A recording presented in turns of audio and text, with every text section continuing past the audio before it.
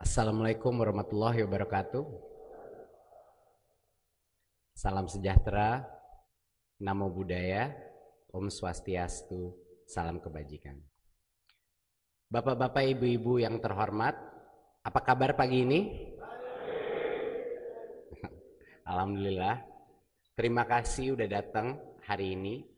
Ini hari yang sangat penting karena ini merupakan peluncuran pertama konsep Merdeka Belajar. Pasti bapak-bapak juga ingin mengetahui apa saja yang akan kita lakukan hari ini, akan kita umumkan. Tapi mohon bapak-bapak dan ibu-ibu, ini hanya langkah pertama ya pada hari ini. Saya waktu pertama kali serah terima jabatan, saya ada pidato di mana saya menyebut bahwa 100 hari pertama saya adalah untuk belajar dan akan rencana saya baru keluar setelah 100 hari melakukan evaluasi, mendengar dan belajar. Tapi karena ini Kabinet Indonesia Maju, kami memutuskan untuk segera melakukan hal-hal yang kerja nyata. Jadi bukan hanya merencanakan saja, tapi juga mengeluarkan kebijakan-kebijakan yang sangat dibutuhkan para guru-guru dan siswa-siswa seluruh Indonesia. Jadi ini adalah hasil daripada diskusi intensif dengan ratusan stakeholder, guru, kepala sekolah, kepala dinas, pengamat pendidik, dosen-dosen dan pakar-pakar di Indonesia dan di luar Indonesia juga. Ini adalah hasil daripada diskusi-diskusi tersebut. Ya. Saya ingin mengucapkan terima kasih kepada tim Kemendikbud yang juga telah membantu menyusun program-program tersebut. Terima kasih, kita masuk saja kepada inisiatifnya. Ada 4 inisiatif Merdeka Belajar yang akan kita laksanakan. 4 jenis kebijakan perubahan yang sangat penting. Yang satu, topik pertama adalah mengenai USBN. Yang kedua adalah mengenai UN, ujian nasional. Yang ketiga adalah mengenai RPP, rencana pelaksanaan pembelajaran. Dan yang terakhir adalah mengenai zonasi. Bapak-bapak, ibu-ibu, sebelum saya masuk kepada detailnya, sekedar mengingatkan mengapa konsep Merdeka Belajar ini begitu penting. Karena hanya dengan kemerdekaan kelembagaan unit pendidikan, hanya dengan kemerdekaan kreativitas dan inovasi daripada guru, hanya dengan hal itulah pembelajaran di dalam kelas bisa terjadi secara sungguh. Jadi ini mohon diyakini, itu yang kita butuhkan, dan kami semua di Kemdikbud tidak akan mungkin bisa mencapai ini tanpa dukungan bapak-bapak, ibu-ibu di ruangan ini. Terima kasih. Oke, kita masuk kepada topik yang pertama, USBN. Bapak-bapak, ibu-ibu, semangatnya Undang-Undang Sisdiknas itu sudah jelas bahwa murid itu dievaluasi oleh guru dan kelulusan itu ditentukan melalui suatu penilaian yang dilakukan oleh sekolah. Itu memang semangatnya Undang-Undang Sisdiknas. Pada saat ini yang terjadi adalah dengan adanya USBN, semangat kemerdekaan sekolah itu menentukan penilaian yang tepat untuk anak itu tidak terjadi atau tidak optimal. Karena dia harus mengikuti soal-soal yang berstandar, artinya kebanyakan pilihan ganda, kebanyakan format yang hampir sama seperti UN pada saat ini. Dan kurikulum 2013 itu sebenarnya semangatnya adalah kurikulum yang berdasarkan kompetensi. Nah, kompetensi-kompetensi dasar yang ada di 2013 dan standar pendidikan kita itu sebenarnya sangat sulit hanya dites dengan pilihan ganda. Karena itu tidak cukup untuk mengetahui berbagai macam kompetensinya. Jadi kemana arahan kebijakan baru kita? Untuk 2020, USBN itu akan diganti, dikembalikan kepada esensi Undang-Undang Sisdiknas, kepada setiap sekolah untuk menyelenggarakan ujian kelulusannya sendiri, dengan tentunya mengikuti kompetensi-kompetensi dasar yang sudah ada di kurikulum kita. Ya. Jadi untuk yang step pertama bisa back satu. Bisa halaman yang ya, makasih. Nah, ini tidak berarti Bapak Ibu-ibu bahwa sekolah yang belum nyaman merubah tes kelulusannya dari yang USBN sebelumnya harus berubah. Ini harus saya tekankan.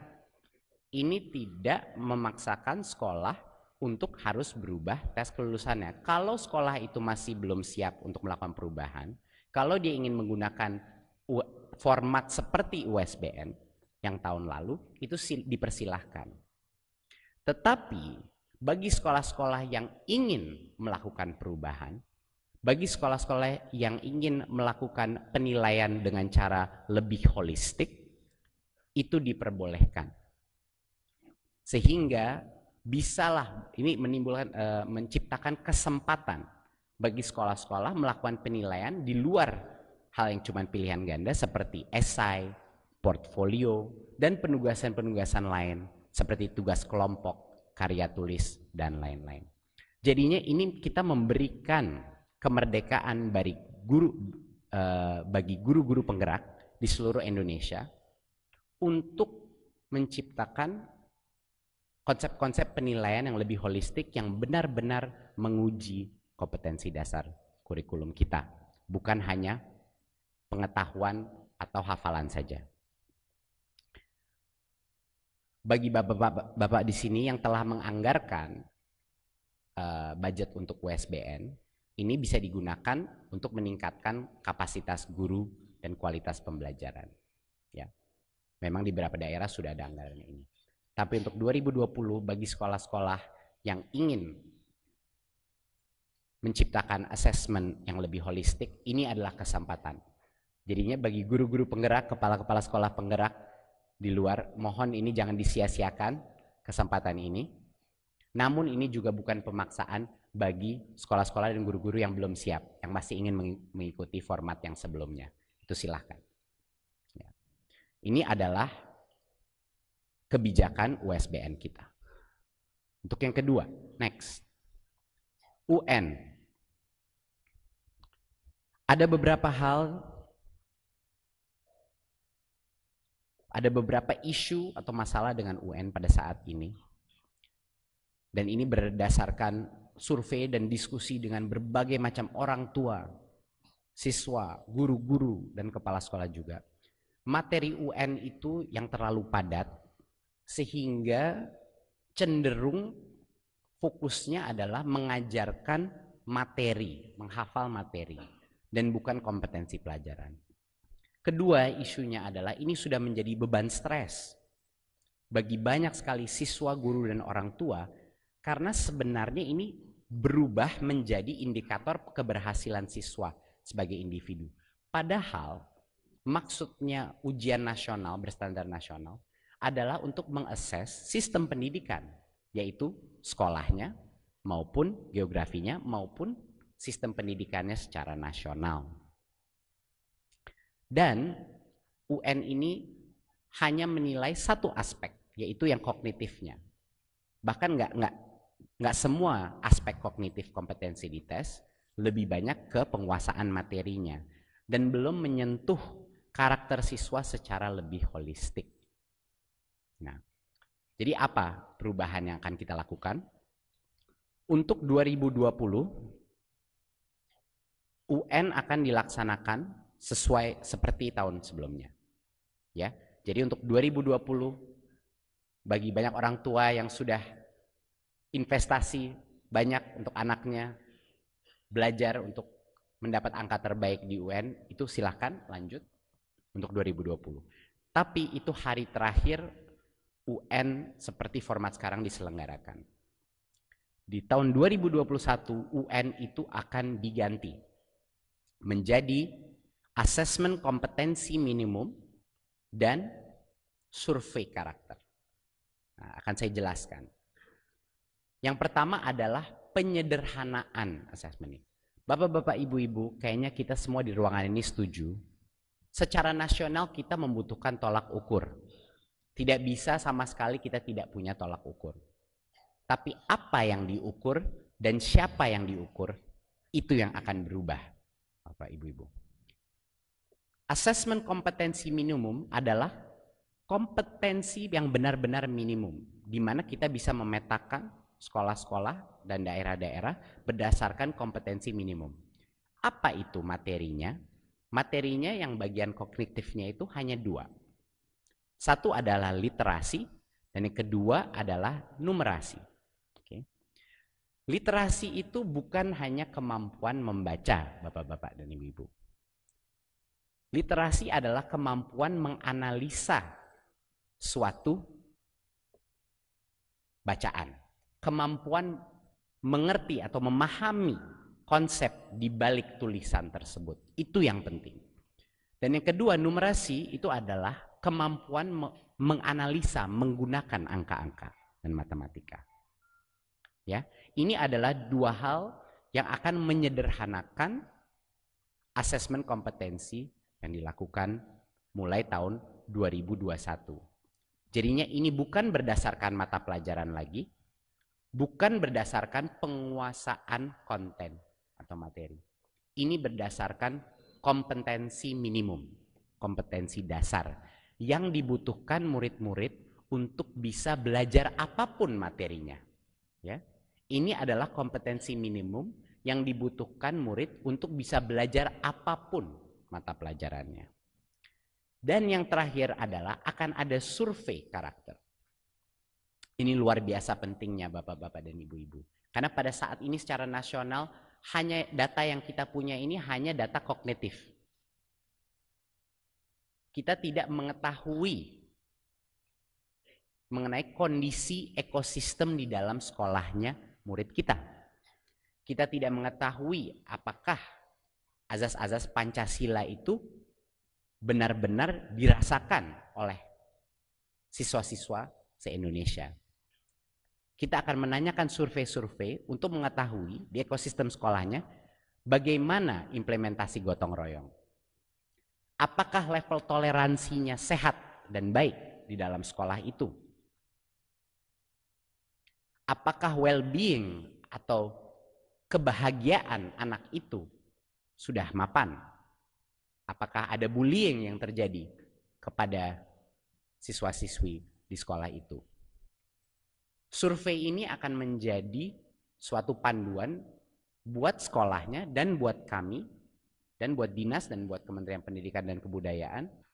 Survei karakter ini akan menjadi tolak ukur untuk bisa memberikan umpan balik, memberikan feedback kepada sekolah-sekolah untuk melakukan perubahan-perubahan yang akan menciptakan siswa-siswi yang lebih bahagia dan juga lebih kuat azas-azas Pancasilanya di dalam lingkungan sekolah. Ini yang pertama dari sisi materinya.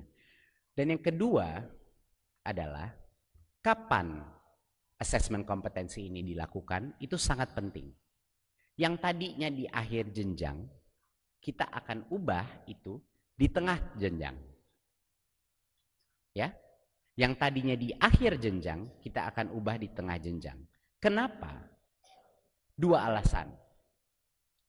Alasan pertama adalah kalau dilakukan di tengah jenjang, ini memberikan waktu untuk sekolah dan guru-guru untuk melakukan perbaikan sebelum anak itu lulus jenjang itu. Bayangkan Bapak Ibu-ibu, sekarang kita memberikan assessment, tapi itu guru-guru dan kepala sekolah sudah tidak bisa melakukan perbaikan kepada murid-murid yang benar-benar membutuhkan bantuan ekstra maupun juga peningkatan kualitas pembelajaran mengikuti hasil asesmen tersebut. Kalau itu dilaksanakan di tengah jenjang, ini memberikan waktu bagi semua unit pendidikan kita untuk melakukan perbaikan. Dan yang kedua, karena dilakukan di tengah jenjang, ini tidak bisa digunakan sebagai alat seleksi untuk siswa-siswa kita, siswa-siswi kita. Tidak lagi menimbulkan stres di orang tua dan anak-anak. Karena ini adalah formatif assessment-nya. Formatif artinya harus berguna bagi sekolah, berguna bagi guru untuk memperbaiki dirinya. Dan poin ketiga yang terpenting, ini kita asesmen kompetensi ini dan survei karakter ini bukan hanya kita mengikuti ide-ide kita sendiri saja. Kami dibantu berbagai macam organisasi di dalam Indonesia dan di luar Indonesia, dan banyak sekali bantuan seperti organisasi seperti OECD dan World Bank juga, agar asesmen kompetensi ini kualitasnya sangat baik, agar kualitasnya setara dengan kualitas internasional, tapi juga penuh dengan kearifan lokal kita. Ya, jadi ini kita gotong royong untuk menciptakan asesmen kompetensi yang lebih baik. Next. Jadi ini sekedar menekankan saja bahwa numerasi dan literasi itu bukan mata pelajaran bahasa, bukan mata pelajaran matematika, tapi kemampuan murid-murid menggunakan konsep itu untuk menganalisa sebuah materi.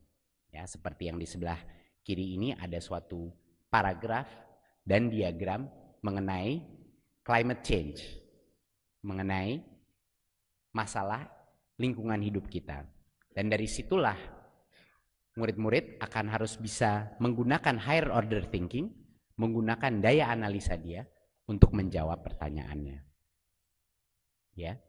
Dan untuk yang contoh seperti yang matematika, kemampuan menganalisa itu berdasarkan contextual intelligence, bahwa dia bisa mengaplikasikan konsep matematika itu di dalam suatu situasi baik abstrak maupun konkret. Ya, ini contoh untuk yang ini kita ambil contohnya dari PISA, Bapak-bapak dan Ibu-ibu. Ini sekedar memberikan gambaran apa perubahannya dari yang ujian nasional sebelumnya. Next. Inisiatif ketiga didedikasikan untuk para guru-guru. Yang tadinya RPP ada 13 komponen yang begitu padat dan menjadi beban yang begitu berat bagi guru-guru. Kita akan merubahnya menjadi format yang jauh lebih sederhana. Cukup 1 halaman saja untuk RPP.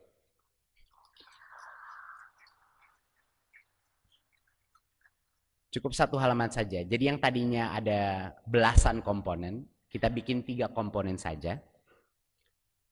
3 komponen inti, yaitu tujuan pembelajaran, kegiatan pembelajaran, dan assessment atau penilaian pembelajaran.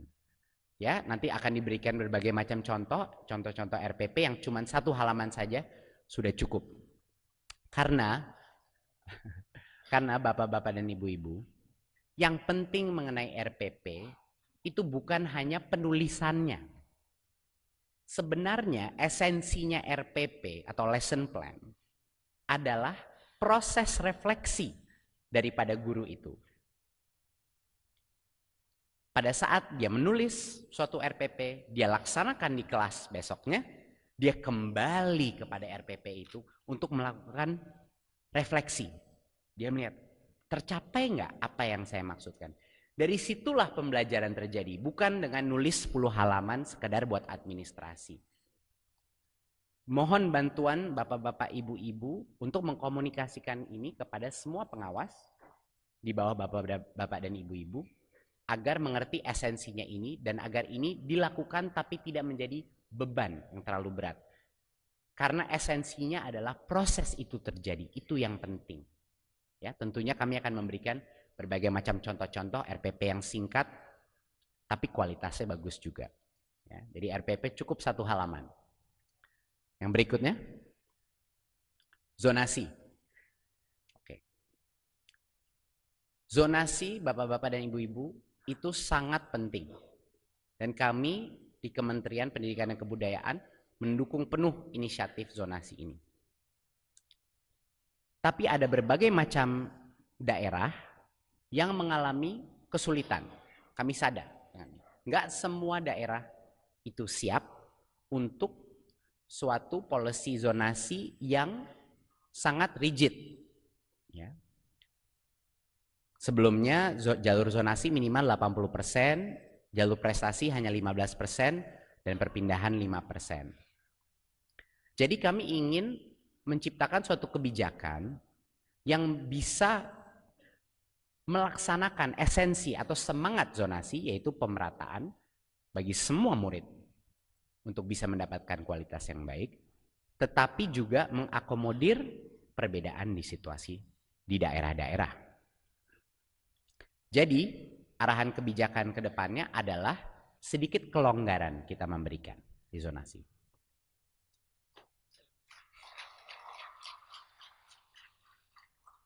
Yang tadinya jalur prestasi itu cuma 15%, sekarang jalur prestasi kami perbolehkan sampai dengan 30%. Jadi bagi ibu-ibu dan bapak-bapak orang tua yang sangat semangat mempush anaknya untuk mendapatkan angka yang baik, untuk mendapatkan prestasi yang baik, inilah menjadi kesempatan untuk mereka untuk mencapai sekolah yang mereka inginkan. Tetapi tetap 70% itu mengikuti 3 kriteria, yaitu minimum zonasi adalah 50%, jalur afirmasi minimal 15%, afirmasi adalah pemegang kartu Indonesia Pintar, Bapak-bapak dan ibu-ibu ya, itu maksudnya afirmasi, dan tentunya jalur perpindahan itu 5%. Nah sisanya berarti sampai dengan 30% itu jalur prestasi. Ini suatu kompromi di antara aspirasi kita untuk mencapai pemerataan, tapi juga aspirasi orang tua yang ingin anaknya yang berprestasi bisa mendapatkan choice atau pilihan di mana sekolah yang dia inginkan. Ya. Tentunya jangan lupa bapak-bapak dan ibu-ibu bahwa zonasi bukan berarti pemerataan. Tidak cukup hanya dengan zonasi. Yang dampaknya lebih besar lagi adalah pemerataan kuantitas dan kualitas guru. Benar nggak bapak-bapak, ibu-ibu? Itu yang lebih banyak dampaknya kepada pemerataan pendidikan.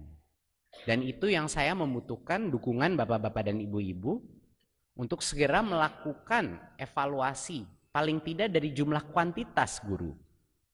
Kalau ada sekolah-sekolah yang banyak sekali guru berkumpul di sekolah itu, untuk dilakukan distribusi yang lebih adil bagi siswa-siswa di dalam sekolah yang kekurangan guru.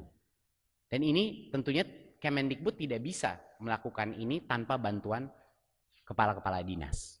Jadi mohon support bapak-bapak untuk ini menjadi prioritas nomor 1.